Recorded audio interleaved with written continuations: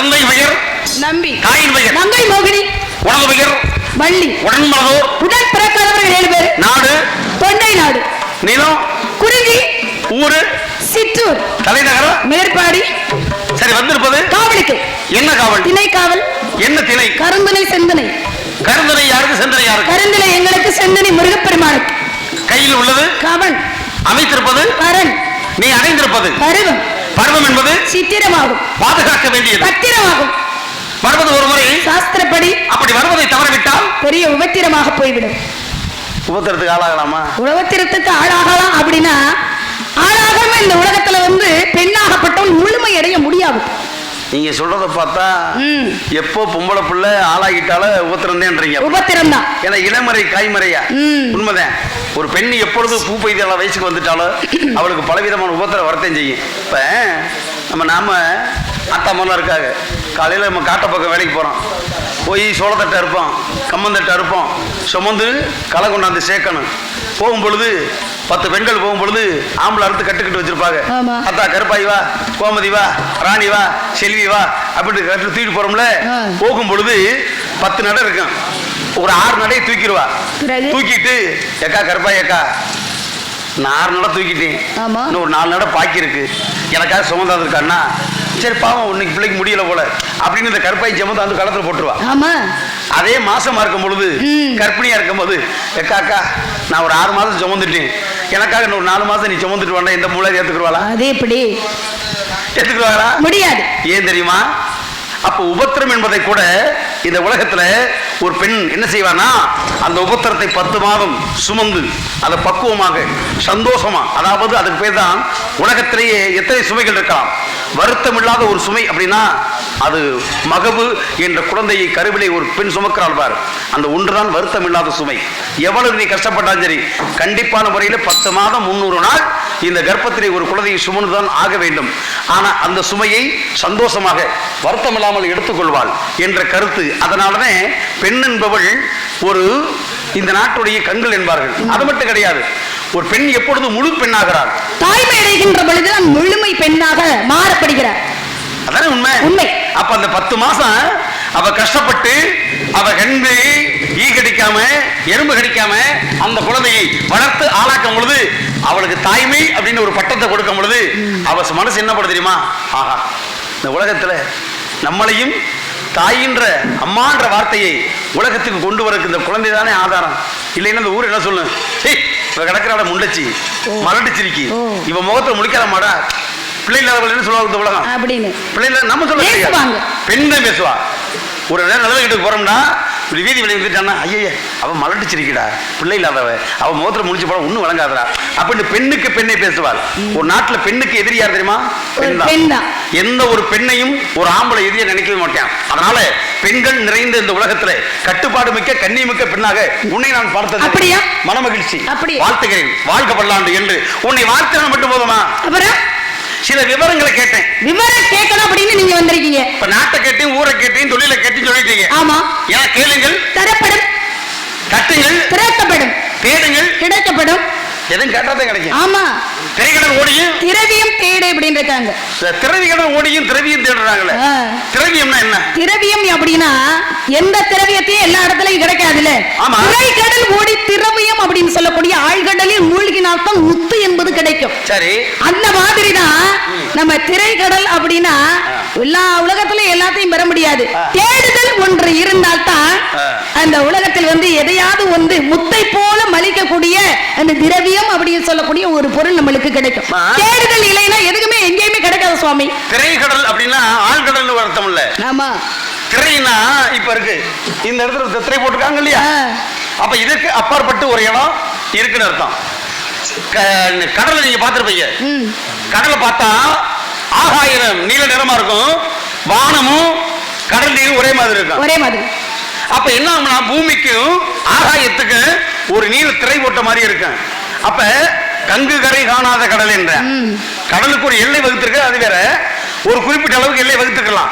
அப்ப இது நம்ம நாட்டுடைய பகுதி, இது அடுத்த நாட்டுடைய பகுதி, இது இந்த கண்டத்துடைய பகுதி, இது அந்த கண்டத்துடைய ஒரு எல்லை வரையறுக்கப்படலாமே தவிர முழுமையான கடலுக்கு கரை கிடையாது.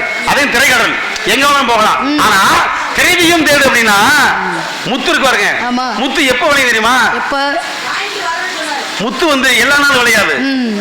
மார்கழி மாதம் அதிகமான பனி விழுகும். இந்த முத்தை பத்தி ஏன் முக்கியத்துவம் கொடுக்கான்ற விளக்கத்தை சொல்றேன். மார்கழி மாதத்துல அதிகமான பனி விழுகும். இந்த பனியாகப்பட்டது என்ன தெரியுமா? சிப்பி இருக்கு பாருங்க. சிப்பிக்குள்ள தான் முத்து இருக்கு. சிப்பி வந்து அதோட ஆண் சிப்பியாகவோ பெண் சிப்பியாகவோ இல்ல அதோட கேளுந்து வேற ஒரு உயிரினத்தோட உடல் உறவு வைத்து அது உற்பத்தி ஆவது கிடையாது. ஆனால் பிறப்புக்கும் எல்லா உயிருக்கும் உண்டான வள்ளுவன் ஒரு துளி சொட்டு நீர் நீரின்றி அமையாது உலகினில் யார் யாருக்கு வானின்றி அமையாது ஒழுக்கு என்றால் வள்ளுவன். இந்த சிப்பி என்ன பண்ணுமா? மார்கழி மாதத்துல பனி நேரத்துல அந்த அதிகாலை நேரத்துல ஓசோன் படலம் அறிவியல் சொல்றாங்க இல்லையா, கொஞ்சம் குளிர்ந்த காற்று அதிகாலையில பனியோடு கலந்து வீசுமா. இது என்ன செய்யும்? கடலுக்குள்ளேயும் வெப்பம் இருக்கும். கடல் நம்ம பார்க்கிற குளிர்ச்சியே கிடையாது. கடல் சூடு வெப்பம் இருக்கும் உள்ள. அந்த வெப்பத்துக்குள்ளே உள்ள இருந்து கொஞ்சம் கொஞ்சமா மேல மிதந்து வந்து அந்த குளிர்ந்த காற்றை நோக்கி அந்த பனி பதத்துல சிப்பி என்ன தன்னை மறந்து அப்படியே இந்த கூட்டை திறந்து வாயை திறந்து ஆண்ட மணிக்கு இருக்குமா. அந்த மார்கழி மாசத்துல அப்படி பனி விழுகு காலத்துல 27 நட்சத்திரங்கள் சுவாதின்னு ஒரு நட்சத்திரம் இருக்கு. இந்த சுவாதி நட்சத்திரத்தை அன்று ஒரே ஒரு துளி பனி நீரை இந்த சிப்பி உள்வாங்கிக்கிறோம். இந்த ஒரு துளி பனி நீர் உள்ள விழுந்தோடனே சிப்பி தன்னுடைய கூட்டம் அப்படி மூடிக்கிறோம். மூடி என்ன பண்ணும்? அதன் மூலமாக மறுபடியும் கடலுக்குள்ள சென்று எப்படி ஒரு கற்பிணி பண்ணு குழந்தையை பாதுகாக்கிறாங்க அது மாதிரி பார்த்து மறு மார்கழிக்கு மறு சுவாதி நட்சத்திரத்தன்னைக்கு வெளியில வந்தத முத்த விடுமா. எது? சிப்பி. அதே சிப்பிக்குள் முத்து அப்படின்னா இதை நீங்க சொல்றீங்க தேட கிடைக்காத திரவியம் ஒத்துக்கலாம். இது எல்லாரும் செய்ய முடியுமா? முடியாது. ஆழ்கடல்ல ஒண்ணு மீன் பிடிக்கணும் இல்ல முத்து குடிக்க போறது எடுக்க முடியும். ஆனா திரவியம் பொதுவான வார்த்தை எல்லாரும் கிடைக்கணும்ல. அது என்ன தெரியுமா? என்ன? அதுதான் உப்பு. இந்த உப்பு இருக்கு இருக்குதியா, நீ முத்த வச்சு என்ன பண்ணுவ? வணிகத்தில் முத்து வச்சு என்ன பண்ணுவா? எல்லாரும் முத்து எடுக்க முடியாதுல்ல. என்ன பண்ணுவா? எடுத்துட்ட என்ன பண்ணுவா? விலை மதிக்க முடியாத முத்தை வந்து என்ன பண்ணுவேன்னு என்ன பண்ணணும்? ஒண்ணும் பண்ண முடியாது. அலங்காரம் பார்த்து அலங்காரம் தான் பண்ணணும். கிரீடத்துல வைப்பாங்க, அம்மனுக்கு சாத்துவாங்க, நகைகள்ல வந்து அதை வந்து ரத்தினமா பதிப்பாங்க. அது யாருக்கு தேவை? அது யாருக்கு தேவை? யாருக்கு? பசிக்கும் போது சாப்பிட முடியுமா? முடியாது. உனக்கு தேவைப்பட போதா? நீ சொல்ற மாதிரி அது ஒரு அலங்கார பொருள், ஒரு ஆபரண பொருள், அவ்வளவுதான். ஆனா அதைத்தான் சொல்லி திரவியம் அதுவல்ல. ஆனால் பொது எல்லோருக்கும் பொதுவானது உப்பு. உப்பிட்டவரை உள்ளளவு இருக்கணும். உப்பு இல்லாம எவனா உயிர் வாழ முடியுமா? உப்பு இல்லாம பண்ண குப்பையிலே தான். உப்பு இல்லாம சாப்பிட முடியுமா? அப்ப கடலில் விளையக்கூடியது முத்தை காட்டிலும் உப்புக்குத்தான் சக்தி அதிகம். அதுதான் திரைகடல் ஓடியும் திரவியம் தேடின ஒண்ணு இல்ல. உங்களுக்கு தெரியும் வரக்கூடிய நாள் சித்திர மாதத்துல அச்சையே திருதியை, இந்த அச்சைய திருதின்னு ஒரு நாள் வரப்போகுது. ஆமா. பூரா வியாபார நோக்கத்துல விளம்பரக்காரன் பூரா நகைக்கடைக்காரன் பூரா விளம்பரம் கொடுத்துட்டேன். ஆமா. அச்சய திருதிக்கு நகை வாங்கி வச்சோம்னா மறுபடியும் நகை வந்து சேர்ந்துகிட்டே இருக்கும் அப்படின்னு யாருக்கு சேரும் அப்படின்னு சொல்றாங்களே. யாருக்கு சேரும்? அவனுக்கு சேரும். நகைக்கடைக்காரர்களுக்கு தான் சேரும், நம்மளுக்கு சேராது. நமக்கு சேருமா? நமக்கு உள்ள கையிருப்பும் கரைஞ்சு போயிடும். அப்ப எவ்வளவு வியாபார நோக்கம் பாருங்க. அச்சய திருதி நாள்ல எல்லாரும் லங்கம் பண்ண இன்னைக்கு கிராம 6600 ரூபாய் விக்குது. வாங்க முடியுமா? இல்லாத ஏழை என்ன பண்ண முடியும்? முடியாது. அல்ல. அச்சய திருதி இன்னைக்கு என்ன செய்யணும்? ஒரு படி உப்பு வாங்குங்க, ஒரு படி அரிசியை வாங்குங்க, 4 பேருக்கு அன்னமாக்கி போடுங்க. உலகத்துல புண்ணியம் கிடைக்கும். அதைத்தான் திரவிகள் ஓடியும் திரவியம் தேடு அப்படின்னா நீ எத்தனை திரவிகள் முத்து அப்படின்னு சொல்றமே யார குறிக்கும்? மகாலட்சுமியை தான் குறிக்கும். இந்த மகாலட்சுமி வந்து ஏழை எளிய மக்களை தான் எழுத போறா அப்படின்னா அந்த உப்புலதான் வாசம் செய்கின்றாளாம். அப்ப அந்த உப்பை வந்து அச்சய திருதி என்னைக்கு நம்ம வாங்கினோம்னா மகாலட்சுமி என்பவள் வந்து நம்ம நீட்டுல நிரந்தரமா தங்குவா. அப்ப முதல்ல வந்து உப்புலதான் குடியிருக்கிறா மகாலட்சுமி. அதைத்தான் வாழ போற பெண்ணுக்கு வந்து முதல்ல உப்பை வந்து கொடுத்து விடாங்க. ஏன் உப்பை கொடுத்து விடுவாங்கன்னா நீங்க சொன்னது மாதிரி உப்பில்லா பண்டம் குப்பையில. உப்பு மிகுதியா இருந்தாலும் சாப்பாடு வந்து நல்லா இருக்காது, உப்பு குறைவா இருந்தாலும் சாப்பாடு நல்லா இருக்காது, அறவே இல்லைனாலும் வந்து நல்லா இருக்காது. அப்ப சரி சமமா இருக்கணும் உப்பு என்பது. ஒரு சமையலை சமைக்கிறோம்னா மிகுதியாகவும் இல்லாமல் குறையாகவும் இல்லாமல் சரிசமமா இருந்தா தான் சாப்பாடு என்பது நல்லா இருக்கு. அப்ப வாழக்கூடிய ஒரு புகுந்த வீட்டுக்கு போக போறிய பெண்ணாகப்பட்டவள் புகுந்த வீட்டு பெருமையும் பிறந்த இடத்து பெருமையும் சரிசமமாக இருந்து காப்பாற்றக்கூடிய நிலைமை உன் கையில கொடுக்குறான். அதை கட்டி காக்கணும் அப்படின்றதுக்காகத்தான் புகுந்த வீட்டுக்கு முதல் போகும்போது உப்பை கொண்டு போவாள் மகாலட்சுமி. எவனாவது முத்த கொடுத்துறானா? எவனாவது முத்த கொடுத்துருவானா? ஏன் உப்பை கொடுத்து விடுறேன்? நீ எத்தனை சீர்வரிசை வச்சாலும் சரி, 7 பட்டி நெல் 7 பட்டி அரிசி வச்சாலும் ஒத்தப்பட்டியில் உப்பு வச்சு தான் முதல்ல கொடுப்பாங்க சீர்வரிசையில. ஏன்னா அதுதான் திரவியம் அப்படின்னா. உலகத்துல நீங்க சொன்னீங்க இல்லையா அட்சய திருதை நாள் அப்படின்னு, நான் கேட்கிறேன் ஏன் அட்சய திருதைன்னு அந்த நாள் வருது? அப்படி என்ன கணக்கு? திருதி என்றது ஒரு நட்சத்திரத்துடைய விதா, அதாவது பிறைகளுடைய பெயர். ஏன்னா பிறைகள் என்பது வளர்புறை 15 14 தேய்பிறை 14 அமாவாசை பௌர்ணமி சேர்த்த மாசம் 30 நாள். இத 14 நாள் வருதுல, அதுல 3வது வரக்கூடியது திருதி அப்படின்றது உண்மை, மாற்று கருத்து இல்ல. ஆனா அட்சய திருதி ஏன் சொல்றீங்க? என்ன காரணம்? அதைத்தான் கேட்கிறேன். கேளுங்கள், தரப்படும், கட்டுங்கள், திறக்கப்படும். நான் உங்க கேள்வி கேட்டிருக்கேன். கேள்வி கேட்டா பதில் ஒன்று கிடைக்கும். ஆமா, கேட்டா தான பதில் கிடைக்கும். கேட்கலைனா கிடைக்கவே கிடைக்காதுல. சும்மா பேசலாம் பிரயோஜனம் இல்ல. ஏதாவது விஷயத்தை வச்சா தான் பிரச்சனை. அட்சய திருதியை எப்படின்னா, அட்சய அப்படின்னா அள்ள குறைக்காத ஒரு நாளும் கூட. அந்த அட்சய திருதியை அன்னைக்கு தான் இன்னைக்கு மகாபாரத யுகங்கள் 4 யுகங்கள். எத்தனை யுகங்கள்? 4. என்னென்ன? கிரேதாயுகம், திரேதாயுகம், துவாபரயுகம், கலியுகம். இப்ப கிரேதாயுகத்துல என்ன சுவாமி நடந்தது? ஹரிச்சந்திரனுடைய வாழ்க்கை சம்பவம். அப்ப திரேதாயுகத்துல என்ன நடந்தது? ராமாயணம். துவாபர யுகத்துல மகாபாரதம். அதே மாதிரி கலியுகத்துல கந்தபுராணம். இந்த ராமாயணம் இல்லாமல் மகாபாரதத்துல என்ன நடக்குது அப்படின்னா, அதாவது 12 வாரம் வந்து வனவாசம் செல்கிறார்கள் பாண்டவர்கள். 12 வருஷம் வனவாசம் போகின்ற பொழுது அங்கே வர்றவங்களுக்கு பூரா அத்தனை உணவும் கொடுக்க வேண்டிய கடமை வந்து பாண்டவர்களுக்கு இருக்கிறது. பாண்டவர்களுக்கு கொடுக்கணும் அப்படின்னா எல்லாரும் வந்து அரண்மனையில இருந்து அத்தனை பேருக்கு சாப்பாடு கொடுத்துடலாம். காட்டுக்குள்ள எப்படி கொடுக்க முடியும்? அரண்மனையில இருந்தா கொடுக்கலாம். அவங்களே காய்கறிகளை அவங்களே பறிச்சு சாப்பிடும் போது என்ன பண்றது? கொடுக்க முடியாது. அப்படிப்பட்ட நிலைமையில வந்து சூரிய பகவானாகப்பட்டவர் தர்மன் அப்படின்னு சொல்லக்கூடிய யுதிஷ்டனுக்கு இந்த நாள் அன்றுதான் இந்த அள்ள குறையாம இருக்கக்கூடிய அட்சய திருதி நாள் அன்று அமுத சுரபி பாத்திரத்தை வந்து கொடுத்தார். ஏன் கொடுத்தார் அப்படின்னா, வரக்கூடிய அத்தனை பேருக்கும் எவ்வளவு உணவு கேட்டாலும் அப்படியே அந்த பாத்திரம் வந்து கொடுத்து கொண்டே இருக்கும். கடைசியில எல்லாருக்கும் சாப்பாடு கொடுத்த பின்னாடி பாஞ்சாலியாகப்பட்டவள் இறுதியாக சாப்பிட்டு அந்த பாத்திரத்தை கழுவி கவிழ்த்து விட்டால் அது மறுநாள் தான் சாப்பாடு என்பது கிடைக்கும். அப்ப அள்ள வந்து கொடுக்கக்கூடிய நாள் தான் அட்சய திருதியை நாள். அந்த நாள் என்றால் சூரிய பகவானே வந்து அட்சய பாத்திரத்தை பாண்டவர்களுக்கு வந்து கொடுத்த நாளும் கூட. அந்த நாளை தான் இன்றைக்கு வந்து நம்ம வந்து எப்படி அள்ள குறைக்காம அமுத சுரபி என்பது கிடைத்ததோ, அதே போல மகாலட்சுமி என்று சொல்லக்கூடிய உப்பாகப்பட்டவளையும் மஞ்சளையும் வாங்கி வைத்தால் நம்ம வீட்டில் மகாலட்சுமி என்பதில் குறையாமல் வந்து இருப்பாள், லட்சுமி கடாட்சம் இருக்கும் அப்படின்றதுக்காகத்தான் இந்த நாளை வந்து இன்றைய எழுதி கொண்டாடி கொண்டிருக்கிறார்கள். லட்சுமி கடாட்சம் கிடைக்கும், திருவருள் கிடைக்கணும், மகாலட்சுமி அருள் கிடைக்கணும், அட்சய பாத்திரம் கிடைச்சிருச்சு. யார்? சூரியன் கொடுத்தேன். யாருக்காக? யுதிஷ்டன் சொல்லக்கூடிய தர்மனுக்காக. தர்மனே பாஞ்சாலிட்ட கொடுத்தேன். ஆமா. அப்ப பாஞ்சாலி கையில பாத்திரத்துக்கு பேர் என்ன? அட்சய பாத்திரம். ஊடல் அமுத சுரபி அர்த்தம். அமுத சுரபி மனைவி கிடைத்ததல்லவா? ஏன்னா பாத்திரம் அறிஞ்சு பிச்சை எடு, பாத்திரம் அறிஞ்சு பிள்ளை கொடு. நம்ம பாத்திரத்தை மாத்திட்டு வச்சு கதை மாறி போயிரும். மொத்தத்துல கதை ரொம்ப பேர் அமுத சுரபி அப்படின்னு சொல்லுவாங்க. உங்களை மாதிரி வந்து முனிவர்கள் வந்தா தான் அதை பிரிச்சு பார்க்க முடியும். எல்லாரும் சொல்லிட்டோம்னா பேசாம கதையை மட்டும் கேட்டுக்கிட்டு இருப்பாங்க. அப்ப அட்சய பாத்திரம் அமுத சுரபி என்பது எல்லாருக்கும் எல்லாருக்கும் தலையாற்ற நீங்க தலை ஆட்ட மாட்டேன்னு சொல்லி தானே உங்களிடம் வந்து நான் சமர்ப்பிக்கிறேன். பாஞ்சாலி கையில இருந்தது அட்சய பாத்திரம், மணிமேகலை கையில இருந்தது அமுத சுரபி. ரெண்டு வித்தியாசம் இருக்கு. அந்த பாத்திரத்துடைய தன்மை வேறு, இந்த பாத்திரத்துடைய தன்மை வேறு. இந்த பாத்திரத்துடைய தன்மை வேறு, இந்த பாத்திரத்துடைய தன்மை வேறு. நீங்க லட்சுமி மறு கிடைக்கிறீங்க, அதாவது மூலத்தை சொல்லுவாங்க, பொண்ணு கிடைச்சாலும் புதன் கிடைக்காது. அது என்ன பொண்ணு கிடைச்சாலும் புதன் கிடைக்காதுன்னு எதுக்கு சொல்றாங்க? எப்படி பொண்ணு கிடைச்சாலும் புதன் கிடைக்காதுன்னு எதுக்கு சொல்றாங்க? ஆமா இல்ல, அது என்ன காரணத்துக்கு சொல்றாங்க சொல்லுங்க சாமி. ஆமாவா இல்லையா? புதன் கிடைக்காது அப்படி சொல்றாங்க. ஆமாதான். பொண்ணுக்கு முதல்ல சம்பந்தம் இருக்கா? எதுவுமே சம்பந்தமே கிடையாது. அப்புறம் எப்படி பொண்ணுக்கு முதல்ல? அது ஏன் சொல்றாங்க? பழமொழி விஷயம் இருக்குல்ல, பழமொழிக்கு விளக்கத்தை சொல்லுங்க. உலகத்துல ஒன்னும் குருவரல் இருக்கணும், இல்ல திருவரல் இருக்கணும் நான் சொன்னேன். ஆமா ஆமா. ஆனா உலகத்துல குரு பார்க்க கோடி நன்மை, குரு பார்க்க கோடி நன்மை. அதுவே இப்படி குருகுருன்னு பார்த்தா ரொம்ப கெட்டதாவுல இருக்கு. கோடி வச்சு கட்டி வச்சு உரிப்பாங்க. ரொம்ப பேர் குருகுருனே பார்த்துட்டு திரியறாங்க. குருகுருன்னு பார்த்தா பிரச்சனை தானே. டேய் என்னடா வந்தலந்தே அந்த ஜாமியார் போய் இந்த பொம்பளை பிள்ளை இப்படி குருகுருனே பார்த்துக்கிட்டு இருக்கானே அப்படின்னு சொல்லிடுவாங்கல்ல. அப்படி சொல்லிடுவாங்க. அதனால பார்வை ஒன்றே போதுமே, அது சாதாரண பார்வை கூடாது, நேர்கொண்ட பார்வையா இருக்கணும். இப்படி சொல்லி இல்லையா?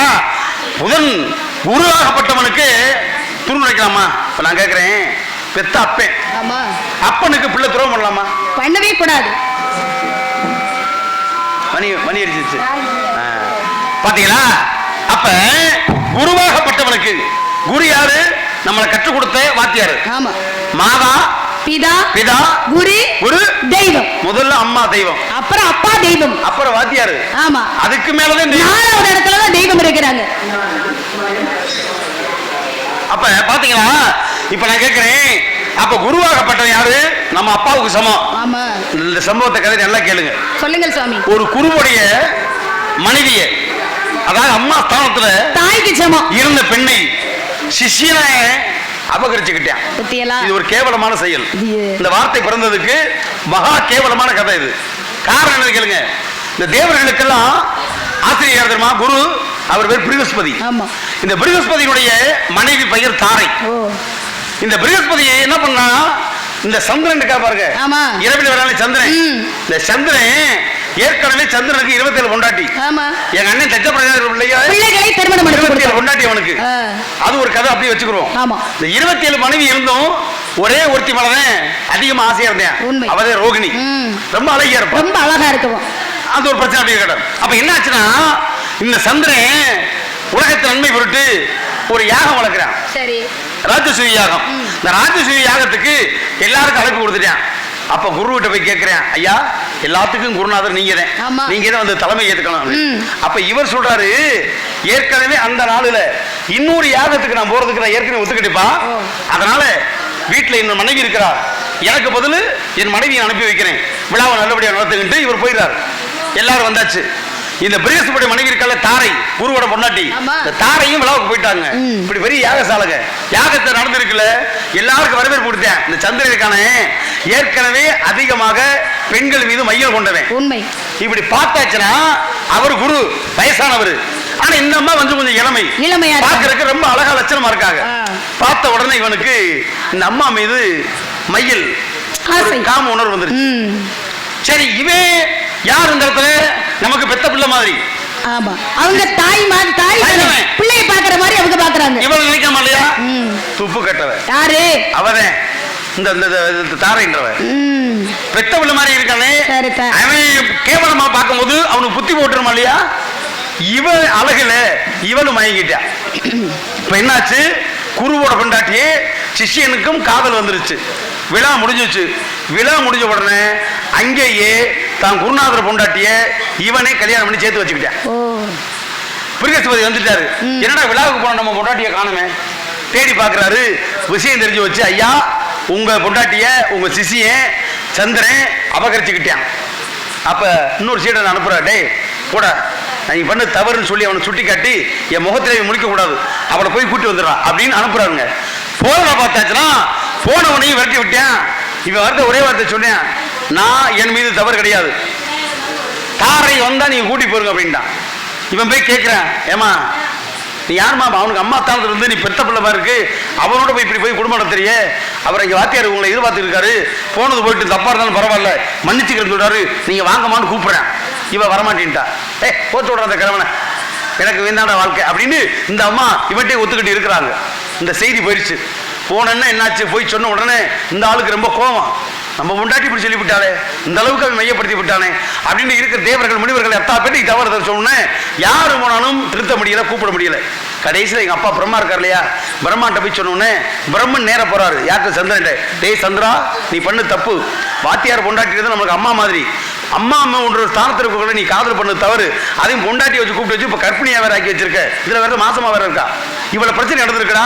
ஆனா போனா போயிட்டு போது பெரிய மனுஷன் அவர் ஏத்துக்க மாட்டாரு, நீ அமுச்சு விடுறா அப்படின்றாரு. அதுக்கு ஏத்துக்க மாட்டேன். ஆனால் அடிமேல் அடி வைத்தால் அம்மையே நகரம்ல. ஏண்டா உன்னை படைச்சவேனாம நீ என்கிட்டே வந்து நீ போட்டி போறியா, ஏன் சொல்லுமே நீ மீறியா அப்படின்னு அப்பா பிரம்மா கொஞ்சம் கோபப்பட, இனி படைச்ச வேண்டிய நம்ம வந்து வேட்டையை காட்டக்கூடாது, நம்ம ஏதாவது சாபத்துக்கு ஆளாயிருவோம் அப்படின்னு, ஐயா என் மீது தவறு இல்லையா, அந்த அம்மா வந்தா கூட்டி போங்கன்னு ஒதுங்கிட்டேன். உன்னை தாரைக்கு புத்தி சொல்லி என் மாமா கேடு கட்ட வாழ்க்கை வாழக்கூடாதுன்னு சொல்லி போய் புருஷன் ஒப்படைச்சாச்சு. ஒப்படைச்சாச்சுன்னா இவன் போகும்பொழுதே பாதி கற்பிணியா இருக்கா. கற்பிணி அண்ணனே இவன் போன உடனே குழந்தை வலிச்சு இவன் சந்திரன் பாட்டுக்கு இருக்கான். தாரை போனா அங்கே மனைவியாகப்பட்ட குருசோடி இருக்கும் பொழுது ஆசிரமத்துல குழந்தை பிறந்துருச்சு.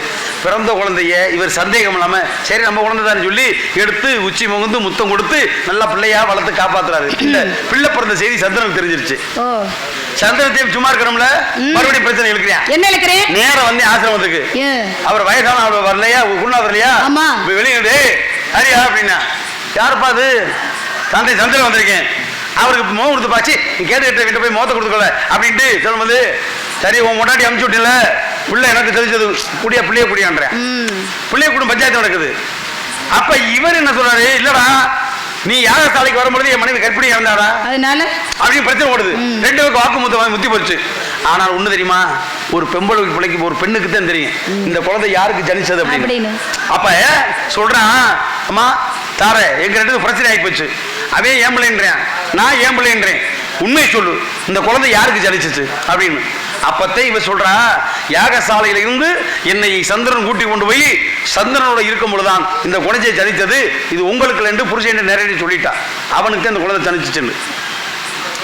சரி தெரிஞ்ச குழந்தைய கொடுக்கணும்ல, ஆனா எனக்கு தேன் உனக்கு தேன் சொல்லி ரெண்டு பேரும் போட்டி போட்டுக்கிட்டு இந்த பிரச்சனைக்கு ஒரு முடிவு கிட்ட தெரியாம மனசு சஞ்சலப்பட்டு, அப்பதான் எங்க அப்பா பிரமாதானே பஞ்சாயத்துக்கு வந்தாரு. அவர் தான் சொன்னாரா, என்னடா நாட்டுல இந்த உலகத்துல தேட கிடைக்காத திரவியமா அந்த மகாலட்சுமி கையில இருக்கக்கூடிய பொண்ணு கூட கிடைச்சிரும் போயில.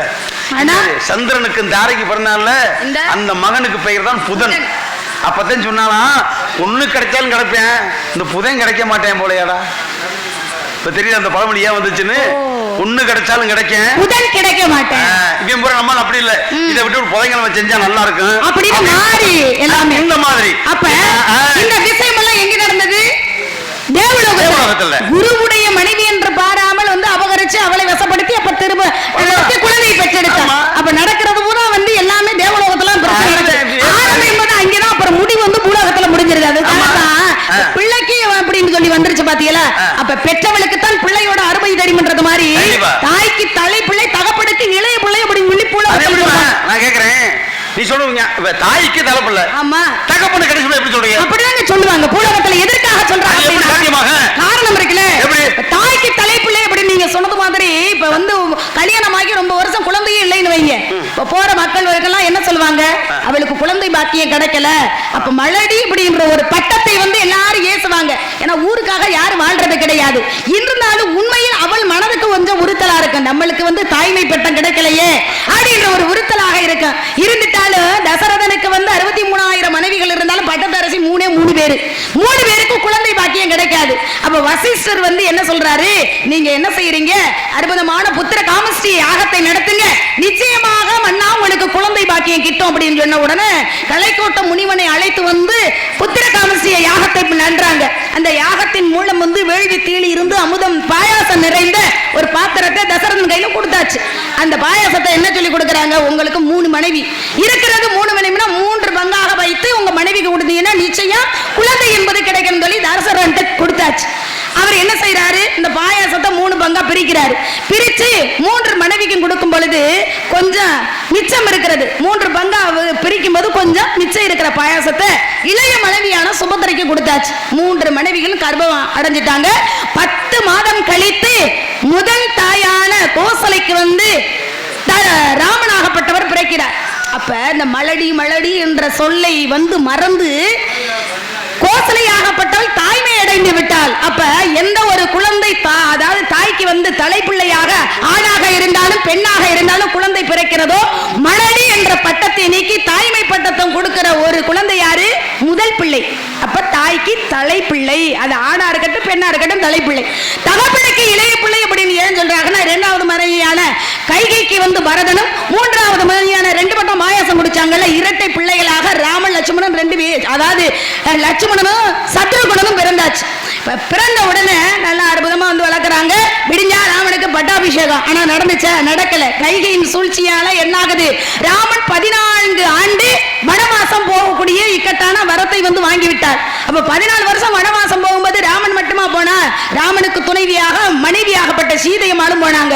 சீதை மட்டும் போக கிடையாது, அனுதினமும் அத்தனை பேரும் எப்பயுமே வந்து ராமனுடைய பக்கமா இருப்பேன் அப்படின்னு சொல்லி லட்சுமணனும் காட்டுக்கு போயாச்சு. இப்ப ராமனு வனவாசம், லட்சுமணன் வனவாசம். 2 பேர் யார் இருக்கிறது, பரதனும் சத்ருகனும் இருக்கிறாங்க. ஆனா அங்க இல்ல, வனவாசம் போகும் பொழுது தன்னுடைய தாத்தா நாட்டு கேகய நாட்டுல இருந்தாங்க. ஆமா, தாய்மாமன் வீட்டுல இருக்கும் பொழுது தசரதன் வந்து தன்னுடைய ராமன் பிரிவினால வேதனைப்பட்டு நோய்வாய்ப்பட்டு இறந்தே போறாரு. இறக்கிறதுக்கு முன்னாடி என்ன சொல்றாரு தன்னுடைய குலகுரு கிட்ட, நான் இறந்த பின்னாடி கைகை வயிற்றில் பிறந்த பரதன் எனக்கு எந்த வித ஈம காரியமும் செய்யக்கூடாது, அப்படி செஞ்சா என்னுடைய ஆத்மா சாந்தி அடையாது அப்படின்னு சொல்லிட்டு இறந்து போயிடுறாரு. இது யாருக்குமே தெரியாது, குல குரு மட்டுக்கும் தான் தெரியும். அப்ப இறந்த உடனே கேகே நாட்டுக்கால போயிட்டு 2 பேரும் வந்துடுறாங்க. யாரு? சத்ருகனும் பரதனும் வந்து அழுது தவிச்சு இப்படி இறந்து போயிட்டாரே எங்க அப்பா அப்படின்னு சொல்லி ராமனுக்கு அடுத்த பிள்ளை யாரு? பரதன். பரதன் போய் காரியத்தை போய் செய்ய போக அப்பதான் வசிஷ்டர் சொன்னாரா, நீ செய்யக்கூடாதுப்பா, நீ அப்படி செஞ்சாலும் உங்க அப்பாவுடைய ஆத்மா சாந்தி அடையாது, அதுக்கு அடுத்த இருக்கிற பிள்ளையத்தான் வந்து செய்யணும் அப்படின்னமா. அப்ப அதுக்கு அடுத்த பிள்ளை யார் இருக்கிறது? லட்சுமணன். லட்சுமணனும் அங்க இல்ல. அப்ப இளைய பிள்ளையாக யார் இருக்கிறது? சத்ருகனன் மட்டும்தான் இருக்கிறான். அவனை அழைத்து வந்து தசரதனுக்கு அத்தனை ஈமை காரியம் வந்து செஞ்சு முடிச்சாகலாம். அப்ப தாய்க்கு தலைப்பிள்ளை ராமன், தகப்பனுக்கு இளைய பிள்ளை சத்ருகனன் அப்படின்னு சொல்லி இந்த பழமொழி என்பது வந்து மகாபாரதத்துல ராமாயணத்தில் நடந்த ஒரு உண்மைதான் இது. ஏன்னா பிரச்சனைகளை வெளியில காட்டாத வரைக்கும் பிரச்சனை இல்ல. ஆமா, பிரச்சனை காட்டுனா பிரச்சனை தான். காட்டுனா மானம் போச்சு, காட்டாவிட்டால் பிராணம் போச்சு. என்ன மானத்துக்கும் பிராணனுக்கும் என்ன சம்பந்தம்? காட்டுனா மானம் போச்சு, சரி. காட்டலைனா பிராணன் என்ற உயிர் போச்சு. எதை காட்டினா மானம் போச்சு? தன்னுடைய எதை காட்டலைனா பிராணம் போச்சு. உயிரை காட்டில எது பெரியது? மானம். அப்ப மானம் போயிருச்சுன்னா உயிர் வாழ்ந்ததுக்கே சமம் இல்ல, பிரச்சனை இருக்கு, இறந்ததுக்கு தான் சமம். மகாபாரதத்துல இந்த பிரச்சனை. மகாபாரதத்துல என்ன? கௌரவர்கள் 100 பேர், பாண்டவர்கள் 5 பேர். பொதுவான விஷயம். கௌரவ மூத்தது யாரு? துரியோதனன். ஆரம்பத்திலிருந்தே சேட்டை, அநியாயம், அக்கிரமம், அட்டுழியம், அகம்பாவம், ஆணவம், எல்லா கெட்ட குணமும் துரியோதனன் இருந்துச்சு. தாய் இருக்கால காந்தாரி, அவளை போல உலகத்துல கருப்பு கரிசி யாருமே கிடையாது. உண்மை.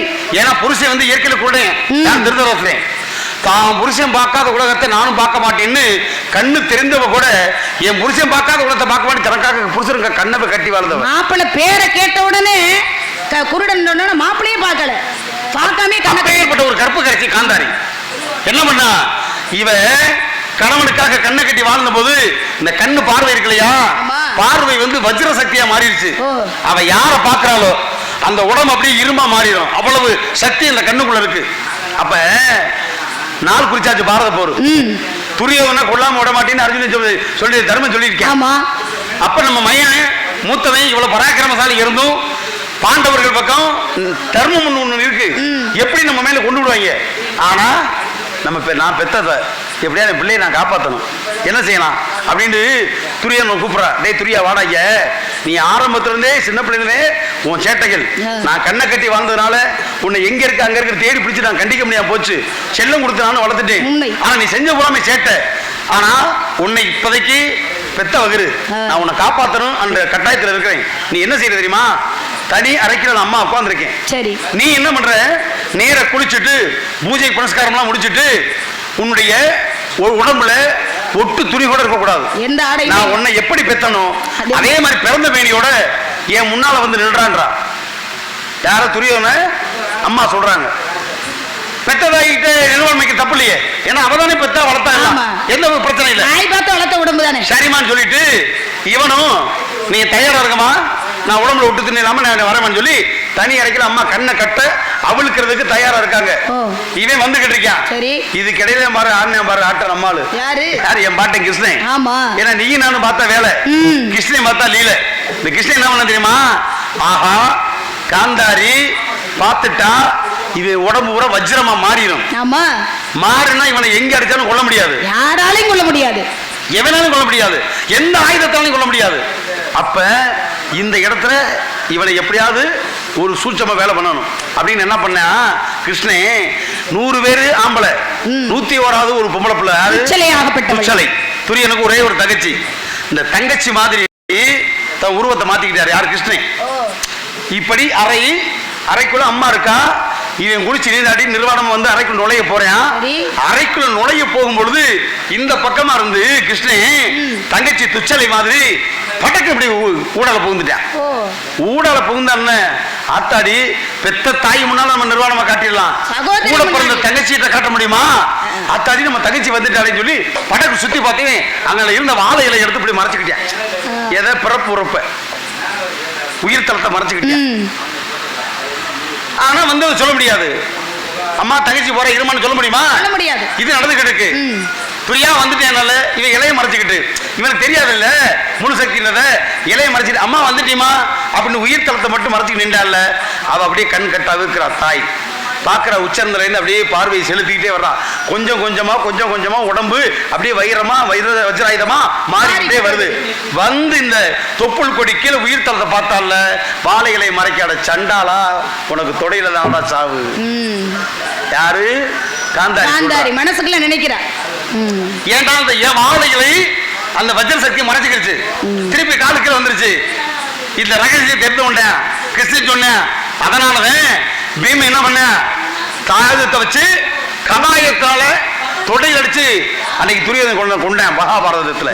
அப்ப நான் சொன்ன விஷயம் என்ன, காட்டுனா மானம் போச்சு. எப்படின்னா இவன் நிர்வாண மேனிய இருக்கிறத தங்கச்சி என்ற ரூபத்துல மானம் போயிருக்கேன். தங்கச்சி நிர்வாணம் பண்ணிக்கிறான்னு சொல்லி இவன் மானம் போயிருக்கேன். காட்டாம மறைச்சேன், அவன் பிராணன் போச்சு. காட்டுனா மானம் போச்சு, காட்டலைன்னா பிராணம் போச்சு. இப்படி நிறைய விஷயங்கள் மொழிகள் நிறைய இருக்கு. வச்சவங்க தான் எடுக்கணும், வழி தெரிஞ்சாதான் நடந்து செல்ல முடியும். வச்சவங்க காட்டுற போது இது மனமொழி தானே, காட்டுற போது சுத்துறான். கதவு இருக்க பொழுது சாத்திக்கிறனும், பருவம் இருக்க போது பக்குவமா இருந்துக்கிறனும். ஏமா பக்குவம் எல்லாருக்கும் தெரியுமா? அப்படித்தான் இருக்கணும். பருவத்தை என்ன செய்யலாம்? இப்ப பருவத்தை பயிர் செய்யலாம்ல? ஆமா செய்யலாம்ல. செய்யலாமா அப்படின்னு கேட்க பயிர் செய்யணும். அதைத்தான் இப்ப நானும் செய்ய வந்திருக்கேன். என்ன செய்ய வந்திருக்கீங்க? மரண்ட வீட்டுக்கு தேவை என்ன? தண்ணீர் தேவை. இரண்டு வீட்டுக்கு வெளிச்சம் தேவை.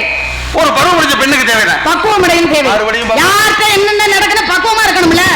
ஏமா நீ பக்குவமா இருக்குன்னு தெரியும் எல்லாருக்கும், நம்மளுக்கு மட்டும் இல்ல, பொதுவா பருவம் அடைஞ்ச பிறகு பக்குவமா நடந்துக்கிறேன். பக்குவமா இருக்கிறதால நானும் பக்குவமா சொல்லிக்கிட்டு இருக்கேன். அப்படி அப்ப என்ன அழகுக்கு, அறிவு, சரி உன் திறமைக்கு சொல்லுங்க சுவாமி. வயசுக்கு ஏத்தாப்புல ஒரு அழகான ஒரு மாப்பிள்ளை. என்ன இப்படி சொல்றீங்க?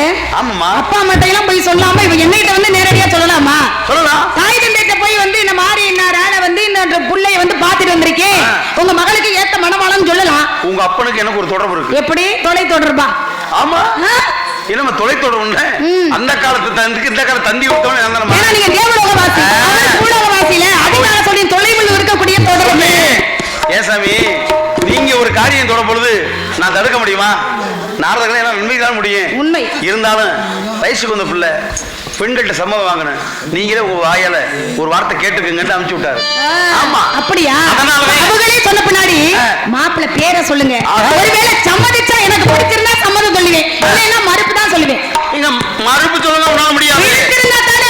சொல்ல முடியும். நான் ஒண்ணு சர்வசாதாரண மாப்பிள்ளை பார்க்க கிடையாது. அப்படி கிடையாது. எவ்வளவு பெரிய ஆளா இருந்தாலும் மனசு வந்து மனம் கொண்டது மாளிகை. அவன் மனசுக்கு பிடிச்சதானே வாழ முடியும். புகழ் தெரியாம பேசுறவா? புகழா இருந்தானே எனக்கு தகுந்தவனா இருக்கணும். அவன் யாருன்ற யாருக்கு தெரியல, சொன்னா தானே தெரியும். கந்தனா, கடம்பன், கார்த்திகேயன், அப்பா, குமரன், குகன், குருவரன், சண்முகன், சனாதனன், செந்தில் வடிவேலன், சேவர் கொடியழகன், பழனி மாமலை முருகன். அவனே உனக்கு புரிஞ்சு என்ன? அவனை போய் பார்த்துட்டு வந்திருக்கீங்க. ஏற்கனவே அவனுக்கு தான் திருமணம் ஆயிருச்சுல. திருமணமானவங்க ரெண்டாம் திருமணம் போய் வாக்கப்பட முடியுமா சுவாமி? அவனுக்கு இல்லாத பெருமையை போய் சொல்லலாமா? முதல்ல எல்லா பெருமைகள் இருக்கு. திருமணம் ஆயிருச்சே, பெருமை இருந்தான்னு. பெருமையா?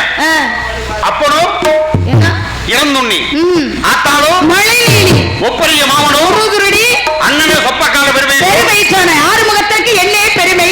பெருமையை வந்து என்ன பெருமைன்னு கேட்கல, என்னே பெருமையில பெருமையாகத்தான் வந்து பாடினார். அருணகிரி அழகாக பாடுறானே திருப்புகழை. எப்படி? முத்தைத்தொரு பத்தித்திறனகை கத்திக்கிற சத்திச்சரவர் முத்திக்கொரு வெத்துக்கொரு வர எனவோடு முக்கத்தர மட்டு சுருதியில் முப்பத்தது கத்தி திருவர் முப்பத்தூ வர்க்கத்தவரர் அடிப்பேன் பத்துத்தலை தக்கனை கொடு ஒரு கட்டி பெறி வட்டி